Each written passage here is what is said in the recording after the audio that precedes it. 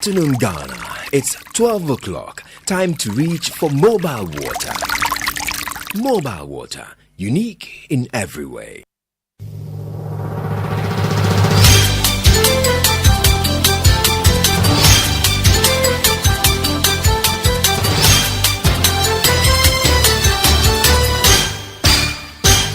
Years of joyfulness. Hello, good afternoon, and welcome to the Midday News. The Midday News is live on Joy 99.7 FM, hits 103.9 FM in Accra, on Love 99.5 in Kumasi, myjoyonline.com. We're also live in all 16 regions of Ghana via our various affiliates, live on X Spaces and Facebook. The Midday News is supported by Petrosol Platinum Energy, energizing dreams this afternoon, 5 hours and counting, as some appointees of President Mahama race against time to declare their assets or face the sack. They have the rest of today to do so, otherwise they face the sack. That is a directive handed down by the president.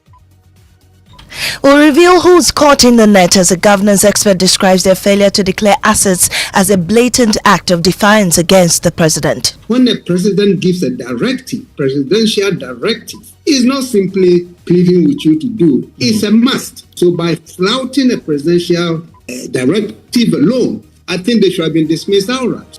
Also, the Mahama administration says dismissals alone won't be the final punishment for government appointees who breach the newly unveiled code of conduct. The person's appointment has been terminated. If the termination has come and there is anything follow up as far as criminal sanctions is concerned, that the president has said, don't cross the line. If you cross the line, then it means that the sanctions will flow, and that includes taking legal action against you.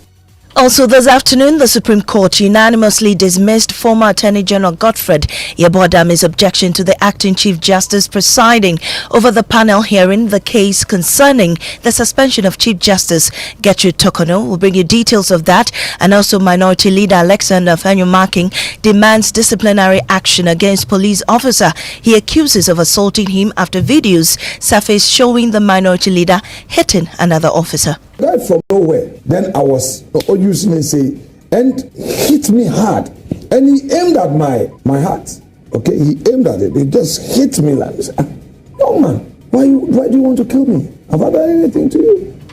Well, we have details as the police ask Speaker of Parliament to release the Minority Leader for investigations on the allegations of assault against him. Coming up in sports. Well, Ghana's national 100-meter record holder Benjamin Azamati has decided not to represent the country at this month's World Relays. We've got details of that in a moment. Also, Foreign Ministry places 341 diplomatic passport holders and 360 service passport holders who served under previous NPP government on stop list following their refusal to turn in the travel document. We have details of these and more coming up with me, Maame Esi Nyamekye Thompson. Stay for details.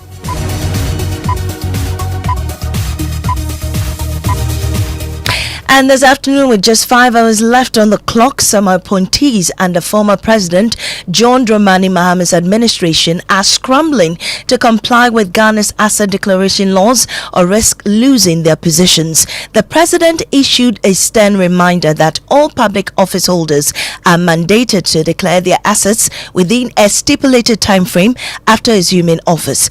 But despite repeated notices, a number of officials have yet to fulfill this legal obligation, raising concerns about transparency and accountability in public office. Minister of State responsible for government communication, Felix Kwachifossu, tells Joy News that defaulting appointees will be shown the door at the close of work today.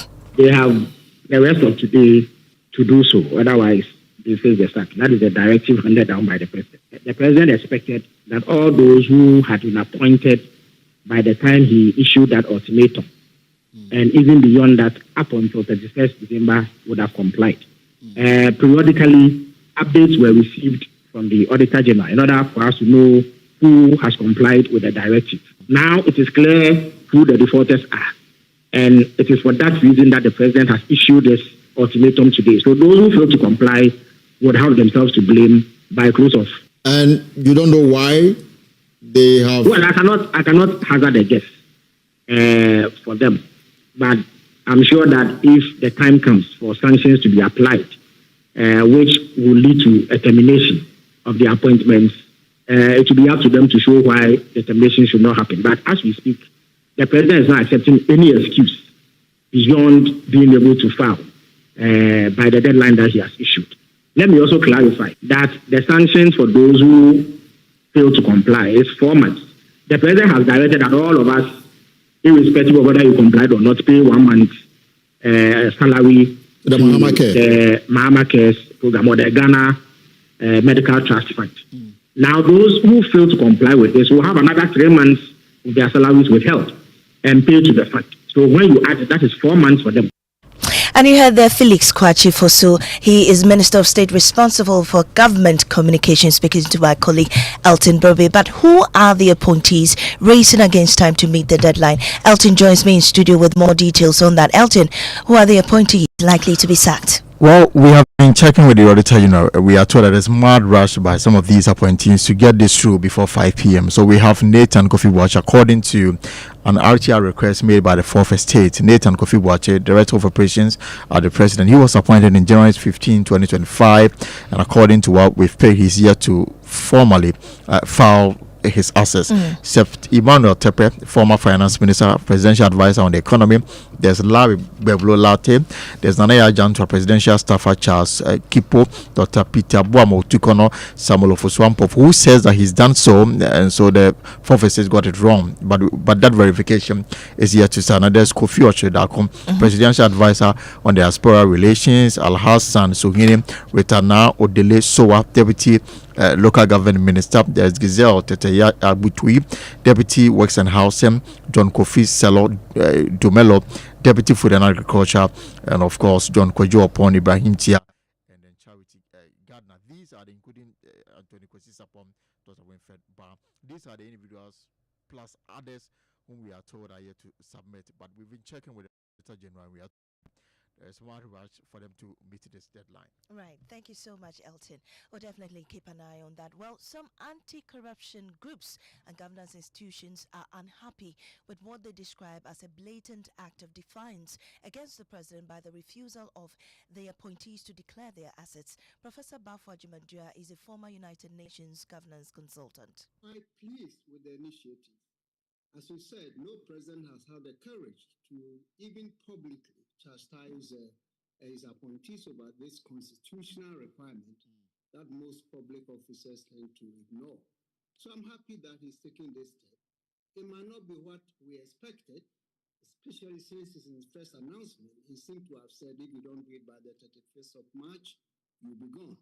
But nonetheless, punishing them with forgoing their salaries for 3 or 4 months, I think it's a good beginning. So I'm happy that the president is taking this tough stance. And are they raising against them to have it done? Of course, that's their problem, because the president gave them I don't know how many weeks before, and if they did it and is now serious about enforcing his directive, I think, in fact, the president has been very kind to them, because normally when a president gives a directive, presidential directive, it's not simply pleading with you to do. It's a must. So by flouting a presidential directive alone, I think they should have been dismissed outright.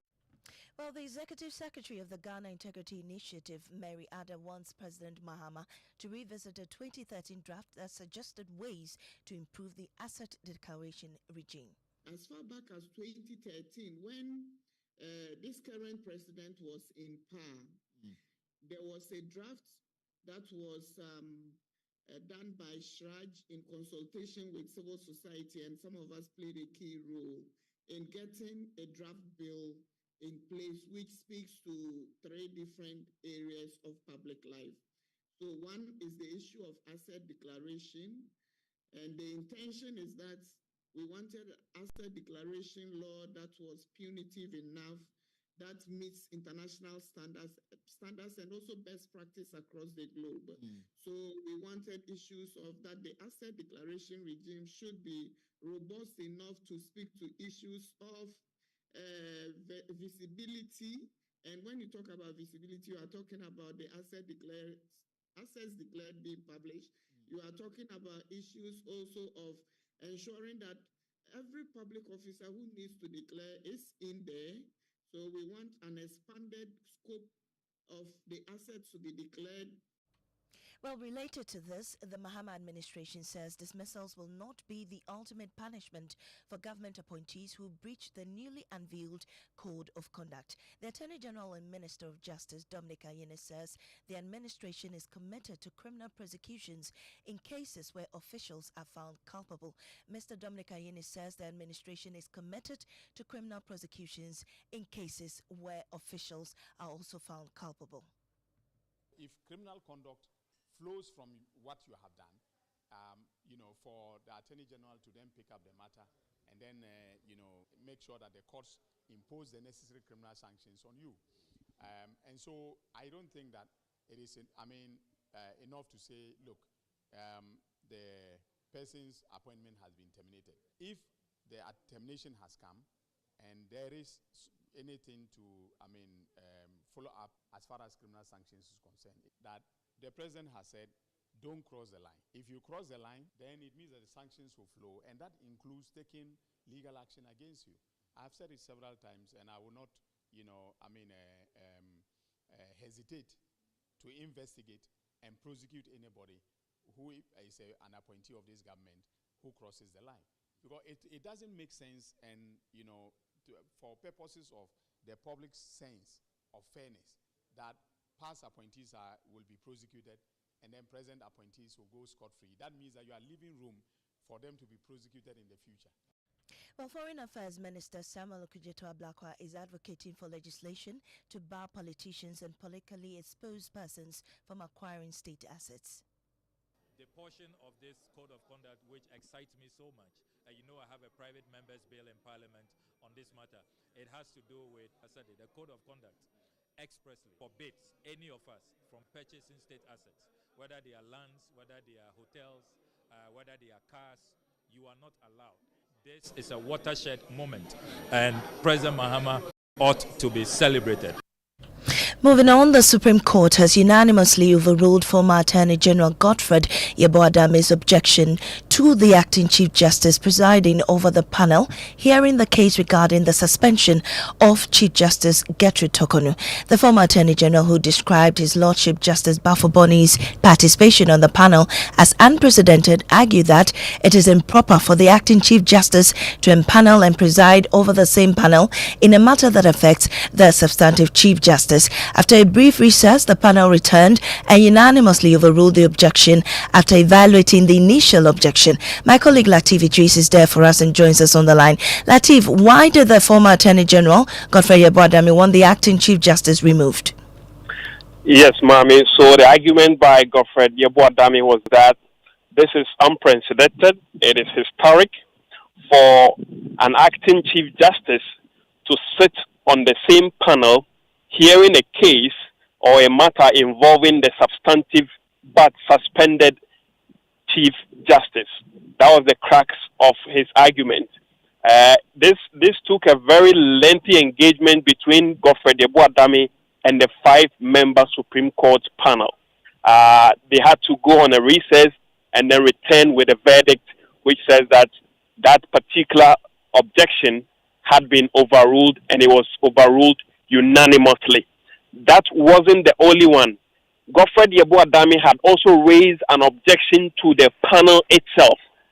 So these are 3 things that have happened. I'm giving you the first one. The second one is the entirety of the panel. He feels that the initial panel that started sitting on this particular case had Justice Henrietta Mensah Bonsu presiding. But today, the panel has entirely changed. Yes, we have Justice Henrietta Mensah Bonsu on the panel, but we have Bafoboni on it, we have Justice Amadou Tanko on it, and we have 2 new additional justices of the Supreme Court on this same panel. The reason is that if you now cast your mind back, the President has appointed Justice Puaman and Justice Asiedu. They are taking part in the whole processes considering the potential removal of the Chief Justice. So it will be a complete conflict of interest to have them sit on this same panel. They were part of it, but now they are not part of it. We had Justice Amadou Tanko asking Godfred Yeboadame if he will be comfortable to see Justice Puaman sitting on this panel, the same person who is chairing this same committee hearing the matter. Then he was a bit evasive, but he ended up saying no, he wouldn't. Then that matter was also overruled. So two things have been overruled against the former Attorney General. One, the representation of Bafo Boni on the panel, and also the constitution of the panel itself. Right. Both have been overruled by the panel, and the case, as we speak, is ongoing. We have Justice Fremside, the Deputy Attorney General, making the case for the state. Well, update us also on the Charles Bisu case with the OSP. Yes, so the Charles Bisu case is that the former secretary to the Interministerial Committee Against Illegal Mining, he's been granted a 200,000 Ghana cedis bail with two sureties, one to be justified with a landed property in the national capital of Accra. As we speak, he is supposed to get an express permission from the court before embarking on any foreign travel. The other accomplice, Thomas Owusu, is also facing the same bail conditions, 200,000 Ghana cedis, two sureties, one to be justified, a landed property in the national capital. For now, they are to be in the custody of the OSP until they are able to meet these particular bail conditions. Right, Latif Idrisu is our legal affairs correspondent. Now, this afternoon, Foreign Affairs Minister Samuel Okudzeto Ablakwa has placed 341 diplomatic passport holders and 360 service passport holders on the stop list over their refusal to turn in their travel documents. The new government directed that all such passports which were issued under the previous administration be returned or cancelled. Following the expiration of the deadline, the ministry has since terminated the validity of such passports and taken further action. Kwekwa Sante is in the studio with me for more details. Tell us about these passports on the stop list. So, according to this statement from the Ministry of Foreign Affairs, there are about 341 unreturned diplomatic passports and 360 service passports, which have some serial numbers that they've attached to this statement. And these are the public office holders then who have failed or refused to return their service or diplomatic passport as directed by government. This statement says, these passports have been hereby cancelled with immediate effect on the instruction of the Honourable Minister for Foreign Affairs. All the affected passports have been placed on the stop list and shall be confiscated from any person attempted to travel with same. Well, Kweku, the Foreign Minister has also revoked several diplomatic and service passports held by a host of groups. Who are those? These passport holders are former ministers and their spouses, former members of parliament, former members of the Council of State, former or retired justices of the superior and lower courts, former regional ministers and MMDCs, former officers of state institutions and chairpersons and members of boards, officials of the National Cathedral Project, former non-career ambassadors, religious and traditional leaders, businessmen and entrepreneurs, and all other government functionaries.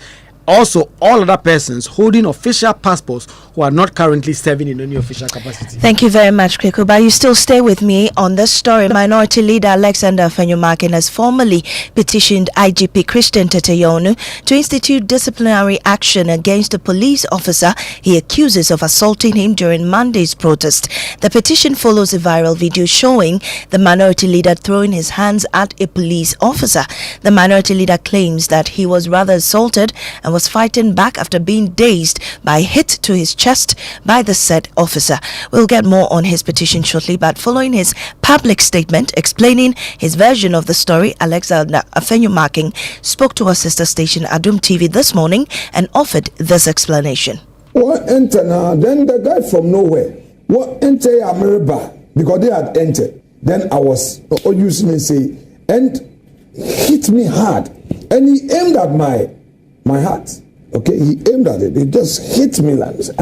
Young man, why do you want to kill me? Have I done anything to you? I was like, it's unfortunate how some public officers sometimes when you should be there and you're careful. Now also quote unquote, I can't show one there. Sabi also by retaliate. But I am sorry, I am Bufroba. Minjin there. I'm praying that higher powers of the realm would give him light to realize what he did, so that at the right time he apologized. Said that. And that is Minority Leader Alexander Afenyo-Markin there explaining his version of the incident to Omahene Kwabena Santi on Adom TV this morning. Well, member of our legal affairs team, Kweku Asante, is still here with me. Kweku, what more details does the Minority Leader offer? He says, I hereby formally petition your office to investigate and take appropriate disciplinary action against Constable Forsen, a tall, fair and heavily built officer who was stationed at the entrance of Parliament House to provide security during the Save the Judiciary demonstration.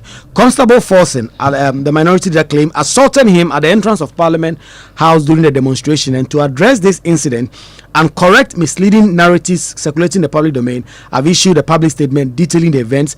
I have attached this statement to this, and I rely on the said statement. That is the Minority Leader to the IGP. Thank you, Kweku. Let me take you live now to the police headquarters, where the police is expected to address a news conference, and my colleague James Avaji is there for us. James, what are we learning? Well, we're trying very hard to get the exact agenda for this press briefing, but it is still unclear what exactly the police will be speaking to us. Just for clarity, this particular presser is by the Criminal Investigations Department. And so we'll be looking forward to a number of issues have been happening. For instance, after yesterday's march, the police would usually hold a press conference or update the media on the ground on their own assessment of the protest, but that didn't happen yesterday. The issue of the police Galamsey crackdown led by the IGP for the past 3 weeks, we haven't heard any update from the police on that. Also, the latest was the rescue of some 2 women who have been kidnapped by some Nigerians with the efforts of the Ghana Police Service CID and the Nigeria Police Force. All of those issues are things we're looking out for to see whether there are issues that the police will be providing more updates on, or the issues that happened at the protest yesterday between. James Avaji live at the police headquarters. You're still listening to the Midday News here on Joy 99.7 FM. We'll be right back after the break with sports, and also Kumasi Mayor estimates it will cost 28 million Ghana cedis to fix and install street lights in the city. So yesterday we received bills of quantity for street light. The amount is huge. How much is it? Jesus Christ. How much is it? Getting to over 28 million cedis. Because there's no way we can waste that.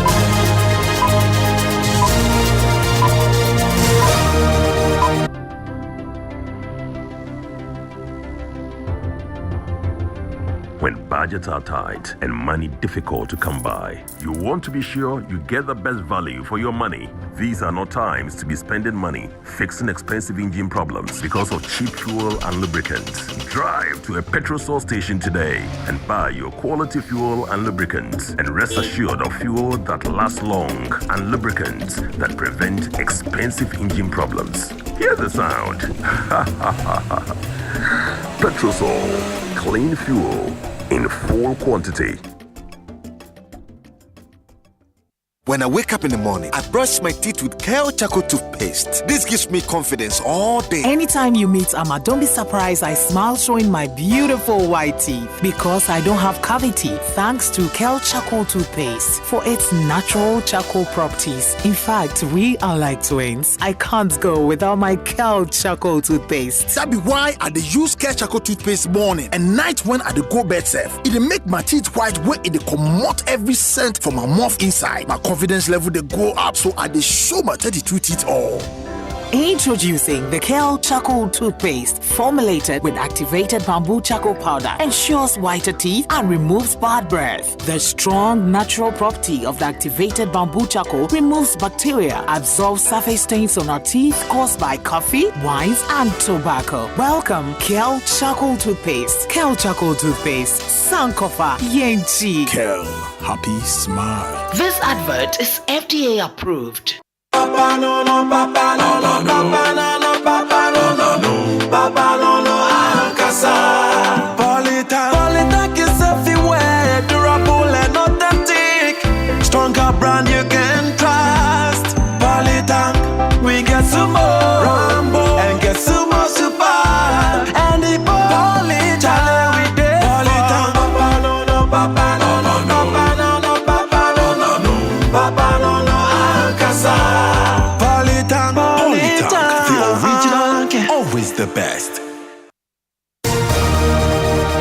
Welcome back to the Midday News. We have sports. Well, Ghana's national relay team will set off for Guangzhou, China for the World Relays without the national record holder Benjamin Azamati. This is because the sprinter has chosen not to participate, saving himself for the World Championships in September. Here's President of the Ghana Athletics, Bao Husseini. No, he's fit, but he said he need more time to prepare for the World Championship. And for him, he feels like getting the individual qualification is good for him, and we are giving him that leave. His first race that he did 10:07, that was a pretty good time. For the first outdoor competition, that 10:07 is good time. But I believe that he wants to go sub-10. That's why he wants to concentrate more on his individual training with his coach. He could not have done that without the consent of the coach. So maybe he and the coach have got their plans for the World Championship. And what we can only do is to support him to go to the World Championship good. That was Bao Husseini, President of Ghana Athletics, speaking to Joy Sports. In Azamati's absence, Mustafa Bopin will join Barnabas Aguirre, Joseph Polama, who captained Ghana at the Olympics last year, and of course Sean Savoentry. He returns from injury and will be part of Team Ghana. Thank you. Now, the Kumasi Metropolitan Assembly estimates it will cost around 28 million cedis to fix and install street lights in the city. Many streets have been plunged into darkness due to malfunctioning street lights, raising safety and security concerns at night. Poor illumination impedes traffic movement and poses security threats to commuters and residents. Mayor Richard Boydi, the assemblyman, conducted an initial assessment of the retooling cost for infrastructure. He made the revelation on Love FM. So yesterday we received bills of quantity for streetlight. The amount is huge. Jesus Christ. How much is it? Getting to over 28 million cedis. What's the plan to raise it? So yesterday I identified very sensitive areas. Key areas, okay. Yeah, because there's no way we can raise that kind of money. So I looked at this. In fact, I did it street by street. The one that comes towards Tech, those are ceremonial rules. From the airport area to Bantama through to Pempe College to Sofola, those are also important rules.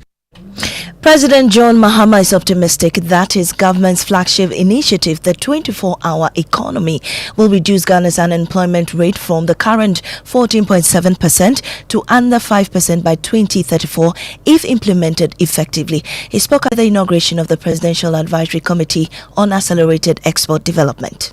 Ghana has the potential to substantially increase our exports of garments across Africa and to the world. Through targeted incentives and strategic partnerships, we will scale up our local production and participation in this value chain. Our 24-hour economy strategy will complement this ambition by developing focused value chains in cassava, tomato, palm oil, pharmaceuticals, textiles and garments, and industrial machinery. President John Mahama there. Now, this weekend is Mother's Day, and Joy FM is cooking something special at Safari Echo Valley for all mothers, and Hannah Odame is there for us and joins us with updates. Hannah, what are we to expect? Maame Esi, I have to expect what I have just enjoyed, which is the Safari tour. Once you get here, the place is so serene. There's no other place to bring mothers than this place. After you enjoy the tour, which will make you see all the animals, the zebras, the ostriches, so many beautiful animals here that you ordinarily see at the zoo. You'll also have a specially curated loaded buffet lunch, which we are just about to enjoy. And Mama can have all of that when she comes here on Saturday. There will be a live band, and Kampa will be here. Imagine that. There will be lots of outdoor games as well. And to put the icing on it all, there will be lots of souvenirs to give away to Mama and all the children that will come. Now, we know that we are 30 years, right? And so there will be special autographs from Team Joy for every Mama and child that will come here on Saturday. There's a special reason why we are celebrating this on Saturday instead of Sunday, which we know is Mother's Day. Because we want the mothers to go to church and all the places they want to go with their children on Sunday and have all the relaxation and sit down and look at the memories that they made here on Saturday. Right. And you know, Saturday is also quite relaxed. So they should come around. All they have to do is to pay 950 and right. then 650 for the teenagers and 550 for every child. Safari Valley Eco Park is the place for Mama. Say, Mama. Bring Mama, okay? I will definitely. This weekend is at the Safari Eco Valley. For all mothers, do make a date and join the Joy FM family there. That's how we end this afternoon's Midday Bulletin. I am Maame Esi Nyamekye Thompson. Up next is Living Word with Pastor Mensa Otabil.